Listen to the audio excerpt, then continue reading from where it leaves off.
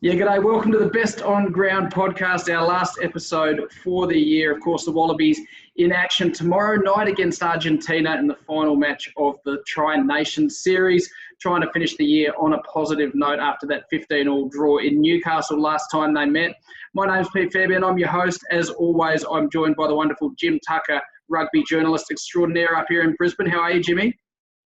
Mate, very well, mate. I'm looking forward to the end of summer rugby. We were struggling to have winter rugby at one stage because the season started so early, and now we've been bumped into virtually middle of December. Cricket weather, but we've got a really good test match to finish the season.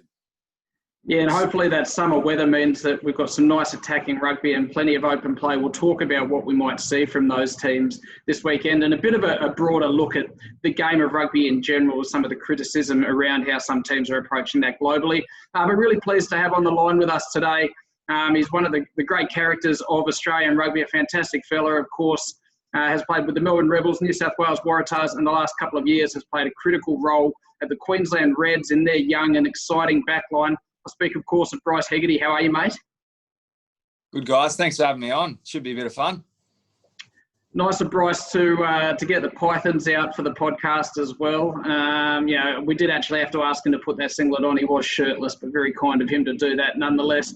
Gents, we're going to fire into a bit of team selection chat first and foremost from the Wallabies and fairly minimal changes this week. From what we've seen, really seems to be Dave Rennie's modus operandi. He doesn't like to change too much, and the more matches he's been in charge of the Wallabies, the more we're getting a feel for the types of players who fulfil the roles and what he's looking for from them. James O'Connor comes back in at 10 after being out for the past few games with injury. That sees Reece Hodge shift back to fullback. Remarkably, that'll be the sixth different position Hodge has played in the Wallaby backline, setting a bit of a record there. Ire Simone comes back onto the bench looking for his second test cap. Tom Banks drops to the bench as well. Jim, Dave Rennie resisting mass changes despite the fact that Tri-Nations has essentially been won by New Zealand already. Does that surprise you or does that disappoint you at all? Oh, not at all. I mean, Dave Rennie's agenda is to sharpen up and get the best Wallaby team pushing forward. So every test is defining his best 15. And I'm very happy that he's decided on Tom Wright. He's the best winger after Marika Koroibete. Just keep playing him and he'll get better as a test player. Jordan Petaia in his perfect position at outside centre. Just keep playing him. The back row, that's interesting. Harry Wilson is he's a lock there now, isn't he? He's only 21. He's had a huge year. But the mix there of Hooper, Harry Wilson and Ned Hannigan, who probably no one expected at the start of the season to be the front line number 6. But in the balance of that pack, Ned gives those double efforts, working on the field all the time in multiple plays. Plus he's a line-out option that balances perhaps a little bit of a shortcoming in the lock position. So I think Rennie's done a really good job and he's doing what any coach should do, try and get to the best 15 and then you can maybe tinker around from that. But we went for a good while in the Checker era without even knowing our best 15 players. Yeah, one of the players I didn't mention who comes back into that 23, of course, as well as Lukan Salakai-Lotto, who's on the bench. And you look at that 4-5-6 in Rob Simmons, Matt Phillip, Ned Hannigan, the three of them heading overseas in 2021. Rob Simmons to London Irish, Matt Phillip to France, and Ned Hannigan over to Japan. So we're not sure what role they will play for the Wallabies next year. And in the case of someone like Rob Simmons and beyond, I'm with you. I love the continuity and the cohesion that Dave Rennie's starting to build in that team. That being said, was there a player that we haven't seen that you would have liked to have seen have a run at some stage, Jim? I think Liam Wright, probably the issue is that he's probably in Michael Hooper's position. So we're not going to see Liam Wright taking over Hoops' spot in the short term, but he's a very versatile player. We've seen him play number 6 for Queensland. He does offer a line-out option and he's terrifically hard on the ball. So he really suits playing against Argentina in my eyes. So Liam Wright, a bit more time for him.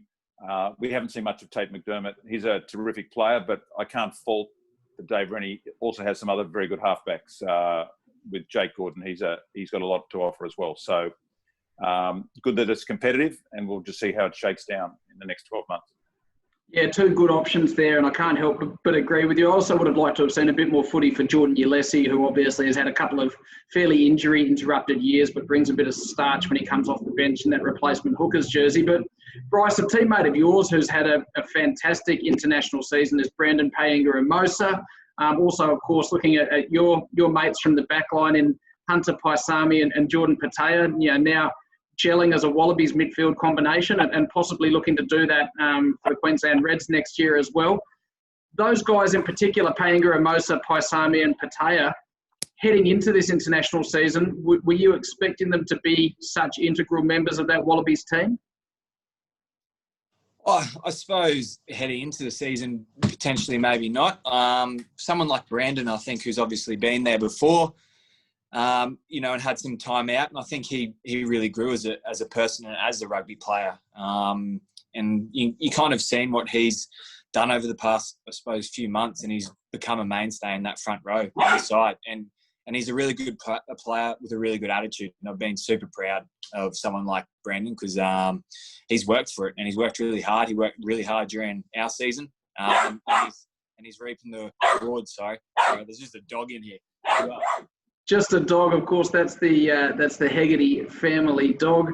A bit of a wry smile there from Jimmy Tucker and Bryce as well. James O'Connor. I mean, we probably didn't expect him to necessarily be playing in that 10 jersey. I think if you went back to the start of the Super Rugby season, we didn't even expect him to play much in that role at the Reds.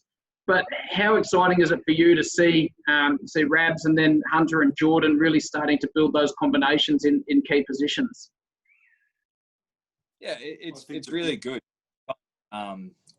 Touched on it before about Dave Rennie playing guys and sticking with them and playing them for a while, which is important to do. And it's kind of the perfect opportunity to do it at the moment. And it's been good seeing those boys play together and get some time together. Hunter's someone who's straight up and down. You know what you're going to get out of him each week. Does his job, runs hard, tackles hard. It's one of those kind of players that are important for Australian rugby, and he's been good for the Reds. So it's been good seeing him at that level doing well. And same with Jordan, everyone kind of knows his potential. And it's good to see him playing consistently because obviously that's what he's kind of been lacking. But as he gets older, that's just going to keep happening. He's going to get more and more footy under his belt. And, everyone was probably really excited to see, Jordan Petaia flourish into the player that I suppose everyone's, thinking he will become, which I'm sure he will. Yeah, it's extremely exciting for fans of the Queensland Reds when we look at some of those names. And we will talk a little bit about the Reds.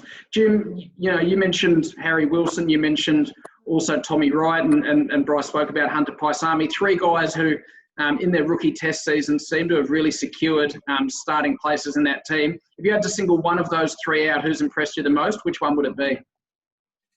I think through sheer workload and being able to sustain his consistency, it'd be Harry Wilson. He turned 21 through this season and he played virtually every game for the Reds. He's played and started every test for the Wallabies. And he is just trucking the ball up brilliantly.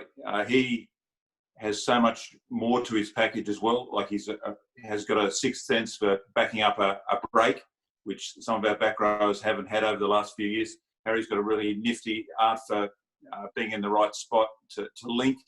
And he can also sniff out a try. He does throw the little flick pass. Once a few more of those stick, that'll be a really valuable offload weapon for the Wallabies too. So he's working out when to throw that one, when it's like a 80 or 90% pass rather than try the 40 or 50% offload. So I think Harry Wilson, I think his ball carries for the tests he's played, it's 47 ball carries. So he's been front line for the Wallabies. And even that time he had that little bit of an injury where he did miss some time. He's still the front line ball carrier for the Wallabies in the pack. Yeah, I think when you're looking at the performances of somebody and their ability to maintain their spot on the side, you have to look at who they're keeping out. And the likes of Isi Nasirani and Pete Samu, the Wilson's keeping out is a pretty strong reflection of just how happy Dave Rennie and his team are with Harry Wilson's performances. Final one on the team, Bryce, you've spent a lot of time in both the 10 and the 15 jerseys. What's the challenge going to be like for Reece Hodge this week as he drops back to 15 from 10? And how do you see him and James O'Connor working together as an interplay?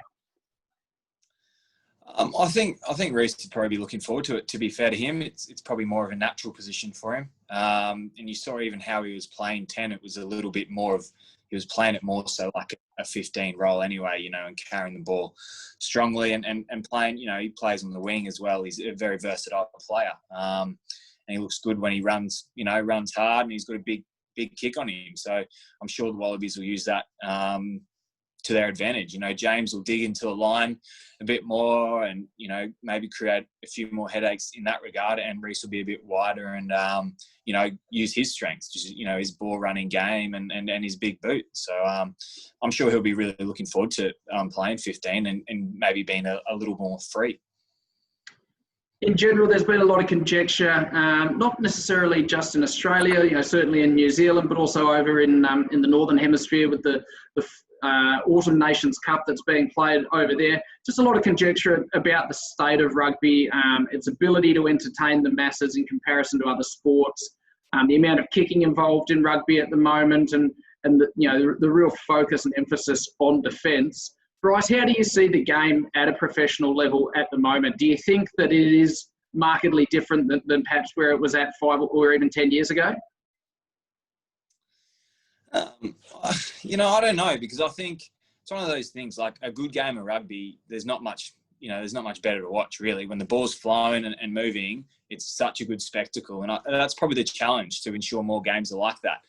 And with test match rugby, just with the way it is, it kind of goes through phases where defences are, you know, it's such a big emphasis on rush defences, closing it down, attack. And so, you know, every 2 to 3 years, attack will be on top of the defences, and then the defence starts winning the battle. So tactically, you have to come up with different ways to, I suppose, you know, get ahead of your opponent, whether it's defensively or in an attacking way.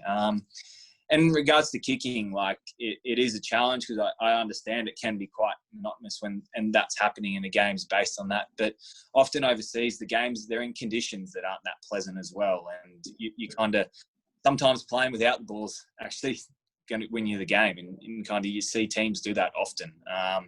You know, and England have done that, you know, quite successfully over the past few years. And while it might not be the most entertaining rugby, it gets results, and at an international level, that's kind of what it's about. But as I said, it'll change over time, and attacking rugby is going to slowly start coming back in. And you know, as you see New Zealand playing that way, Australia's now trying to play that way, move the ball a lot more, which is exciting. And through coaching and through, you know, how Dave Rennie wants to play as well, it's an exciting time for Australian rugby moving into the future, because, you know, at the Wallaby level, and I know at the Reds level, that's one of our major focuses is moving the ball and playing that brand of rugby that draws in the crowd. It's actually one of our focal points for next season.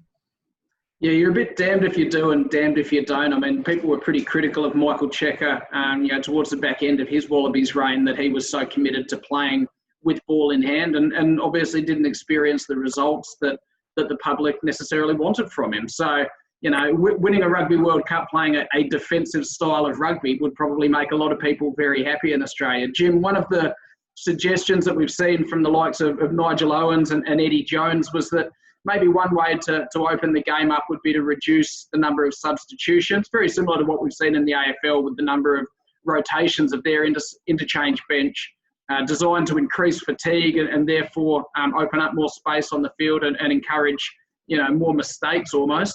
Nigel Owens suggested 5 substitutions rather than 8. What do you think about that suggestion? I think it definitely has merit, because that last 7 or 8 minutes of the first half, the last 10 minutes of a test match, when players are really digging deep, I really like to see the team digging deep, not throwing on 4 new players and going, we don't have to dig too deep because we're brand new, fresh off the bench. So I see the merit there, but some of the developments of the bench size have been a factor of player welfare, like the extra prop on the bench. That's come into vogue because you need to always have competitive contested scrums. Yeah, it's a tricky one. My focus would be on just eliminating some of those cynical stoppages. That's very hard to do, because you see a guy go down on his haunches and you take him at his word that he's got a niggly little ankle and the sponge on his shoulder really means something. You can't really call him out as a liar, but there's some shocking milking of time wasting I'd almost put a shot clock on goal kicks. We had Gonzalo Quezada from Argentina, I think as far back as the 99 World Cup. He was so slow, and Argentina did quite well. They were kicking plenty of penalty goals, and he'd chew up a minute and a half, almost 2 minutes with every kick a goal, and he knocked them over 90% of the time. So I think some of those areas, we've got to quicken up the game for sure. And there are other areas apart from the substitutions, which might become a tricky one to get through. Bryce, you've just got back from Fraser Island on a pre-season camp with the Queensland Reds. Talk me through a little bit what that camp was like, and perhaps a name or two of some young or new players that might have caught your eye so far since you returned to pre-season training. Yeah, so the pre-season, it was a great camp.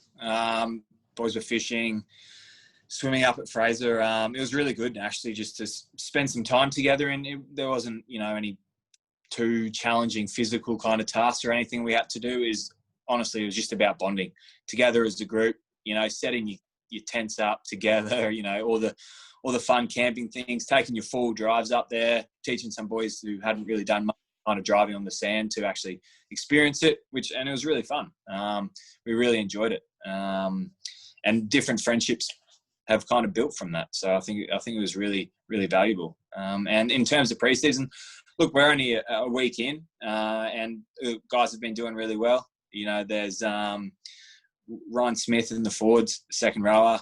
He's been leading the charge in the pack. He's quite a character, very funny man. He's from Brothers, so he's been very good. And in the back line, there's been a few boys that have doing really well. A little young fella called Hudson Crichton is an outside centre.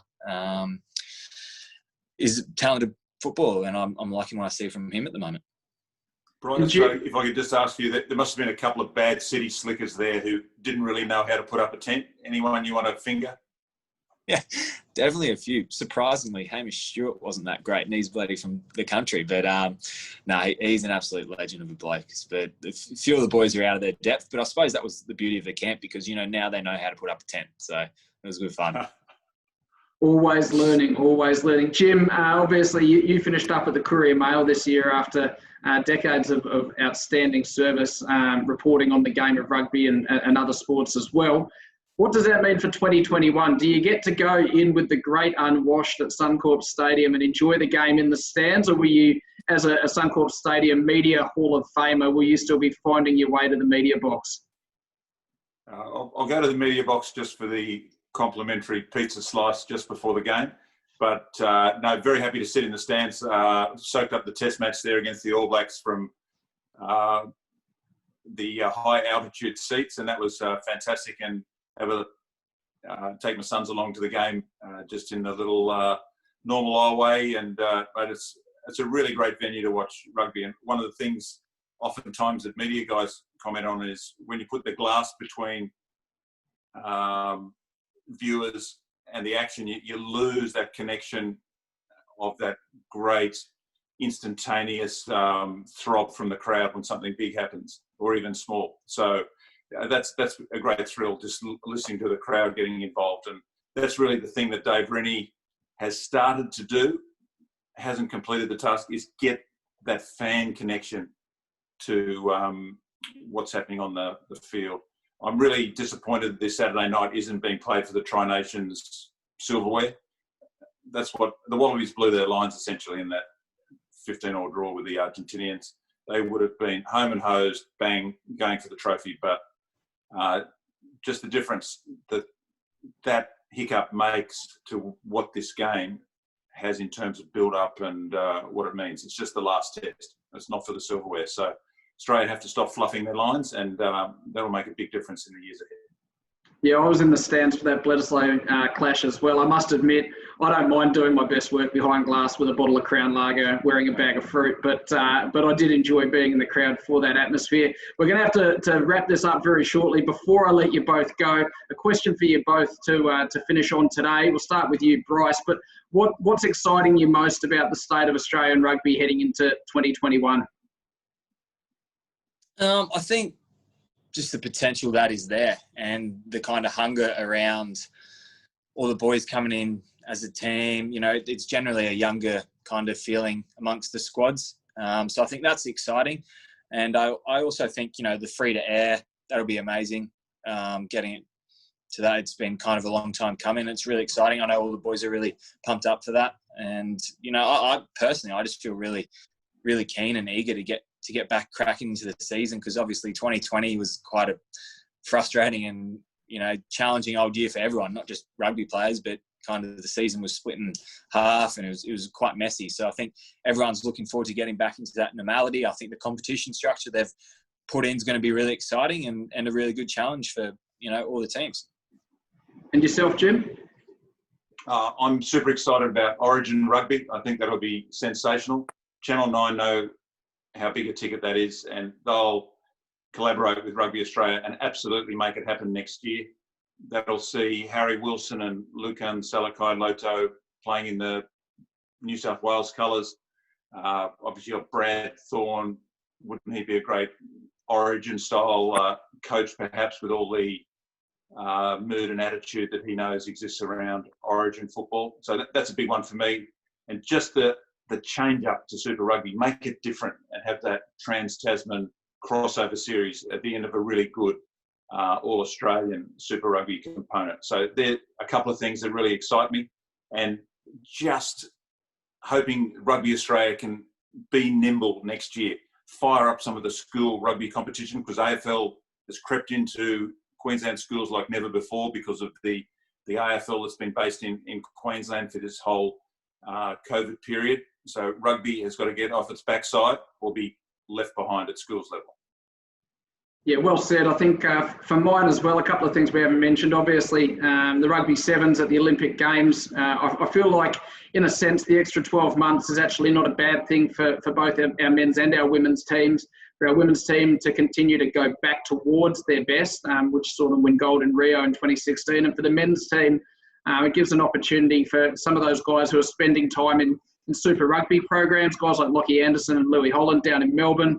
I think that will benefit their game, and even talk about somebody like Tom Wright potentially being available for the Olympic Games is extremely exciting. And of course, rugby on free-to-air TV, the new deal with Stan Sport and the innovations which they will bring in as a new broadcaster to the game, really exciting. If next time you see Bryce Hegarty has got a shaved head, that's because he's been late for his meeting here, that we're on the clock, and if he gets a fine, you can blame Jim Tucker and myself. But Bryce, thanks so much for jumping on. All the very best for 2021. Look forward to catching up soon. Thanks very much, guys. And Jimmy, thank you so much for being the goose to my Maverick. You've done a fantastic job on the podcast this year and really, really enjoyed it. So looking forward to catching up with you again soon as well. You take care. Absolutely. Good fun always. Cheers, Pete. Thanks for watching the Best on Ground podcast. Bryce is already off. He genuinely is in a hurry. We'll look forward to catching up with you in 2021. Take care. Cheers.